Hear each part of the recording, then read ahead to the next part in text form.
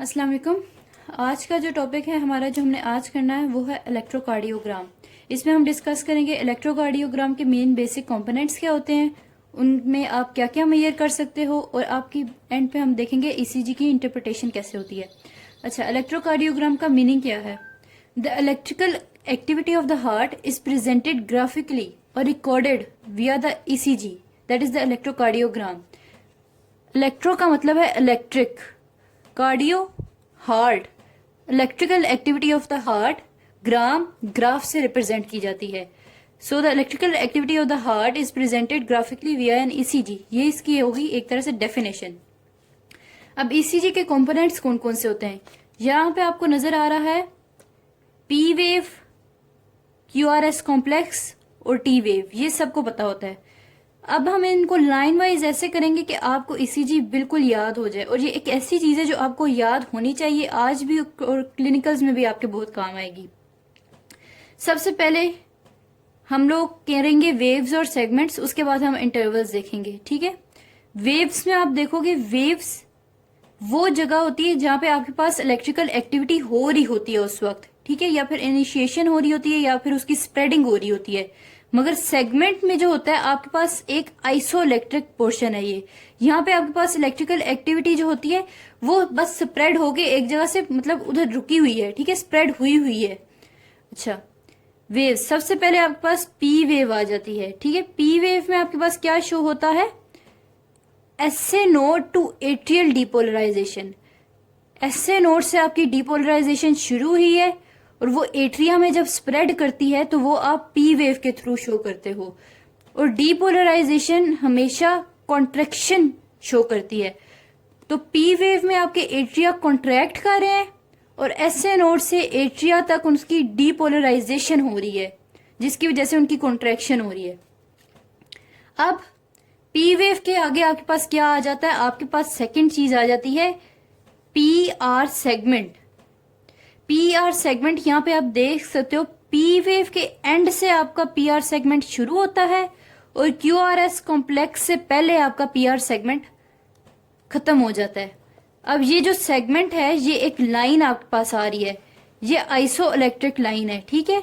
ये आपके पास क्या शो करता है? पी आर सेगमेंट आपको शो करता है कि current is passing through the AV node. आपके पास एट्रिया में स्प्रेड हो गया, और उसके बाद वो एवी नोड में जाके जो रुकता है थोड़ी देर के लिए, वो आपके पास पी आर सेगमेंट शो करता है, ठीक है।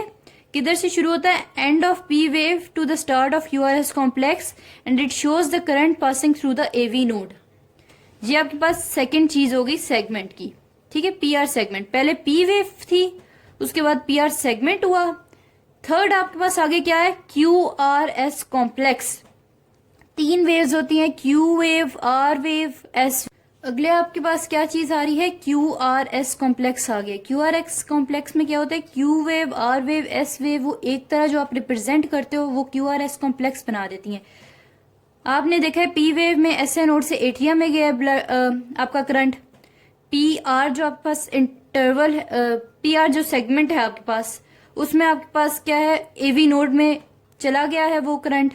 अब क्यू आर एस कॉम्प्लेक्स में क्या हो रहा है? क्यू आर एस कॉम्प्लेक्स में एवी नोड से लेके परकिंजी फाइबर्स तक जो करंट जाएगा वो आपके पास आप क्यू आर एस कॉम्प्लेक्स से शो करोगे।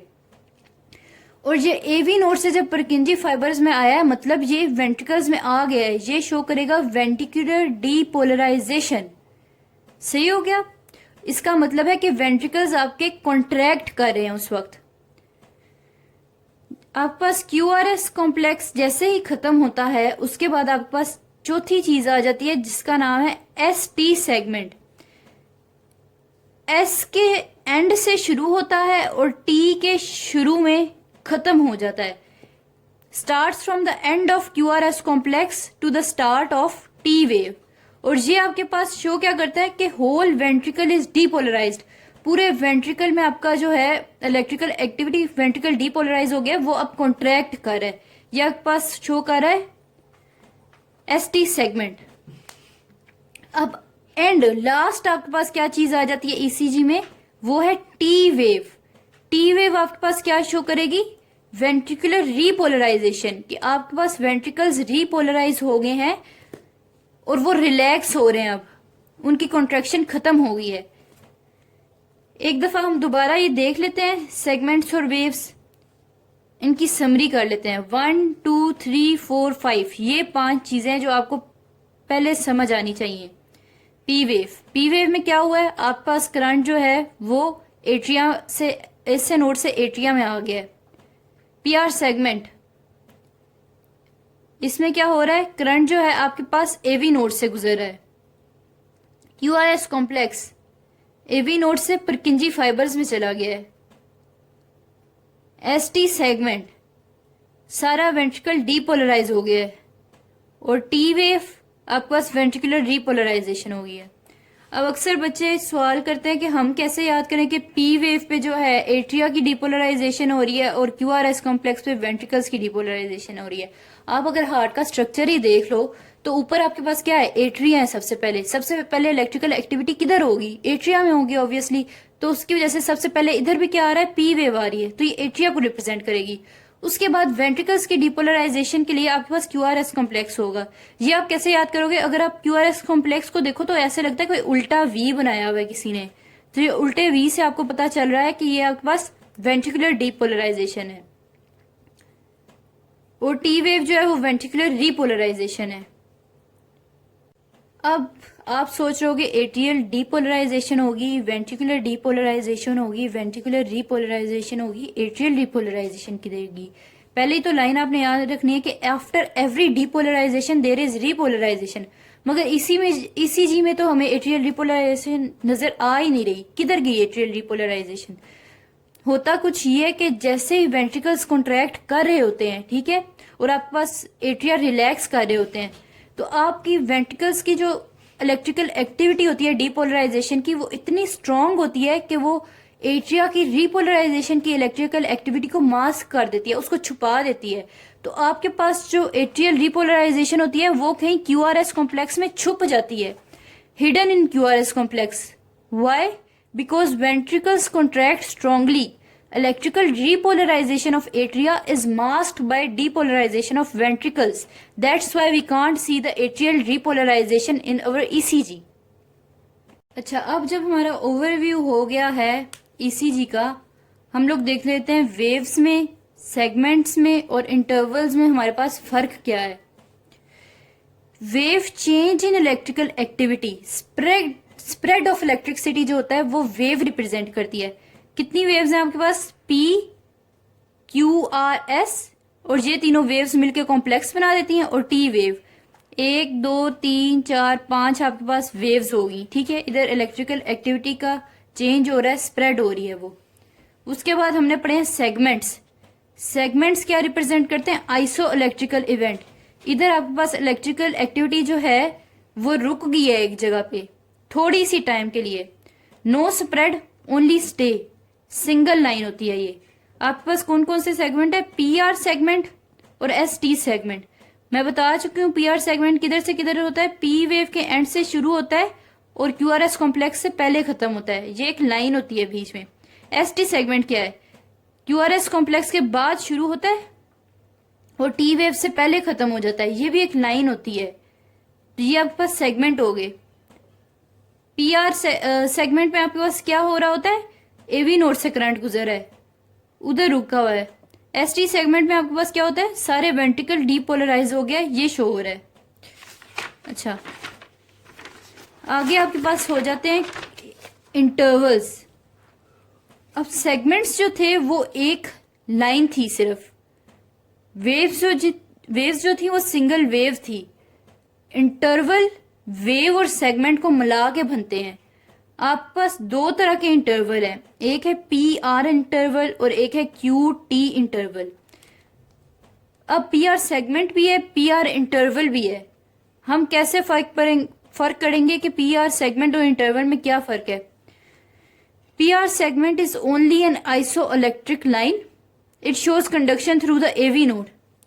Where as P R interval, यहाँ पे आपके पास पी आर इंटरवल, अच्छा पी आर इंटरवल आपके पास यहाँ पे शो हो रहा है। पी आर इंटरवल में क्या आ जाता है? ये पी वेव के शुरू से शुरू होता है यहाँ से और क्यू आर एस कॉम्प्लेक्स से पहले खत्म हो जाता है।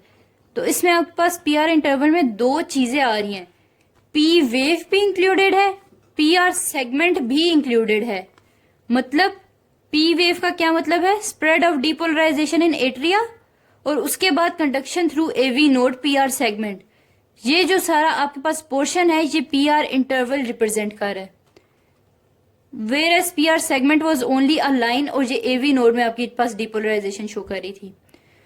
उसके बाद आपके पास आ जाता है क्यू टी इंटरवल। अब क्यू टी इंटरवल में क्या क्या होता है, Q T interval Q R S complex के शुरू से शुरू होता है क्यू वेव से, और जाके टी वेव के एंड पे खत्म होता है। इसमें आपके पास क्यू आर एस कॉम्प्लेक्स आ जाता है, ये वाला आपके पास एस टी सेगमेंट आ जाता है, और आपके पास टी वेव आ जाती है। ये जो तीन चीजें हैं ये आपके पास क्यू टी इंटरवल में आ जाती हैं। Q R S complex show करता है ventricular depolarization, S T segment भी रिप्रेजेंट करता है वेंट्रिकुलर डिपोलराइजेशन, और टी वेव आपके पास शो करती है वेंट्रिकुलर रिपोलराइजेशन। अब इंटरवल से आप अंदाजा लगा लो जो आपके पास एट्रिया में जो चीजें हो रही थी दोनों की दोनों, वो आपके पास पी आर इंटरवल में शो हो रही हैं। और जब आपके पास एवी नोड को क्रॉस करके करंट वेंट्रिकल्स में चला गया तो वेंट्रिकल में जो डिपोलराइजेशन और रिपोलराइजेशन हुई है वो आपके पास क्यू टी इंटरवल से शो हो रही है।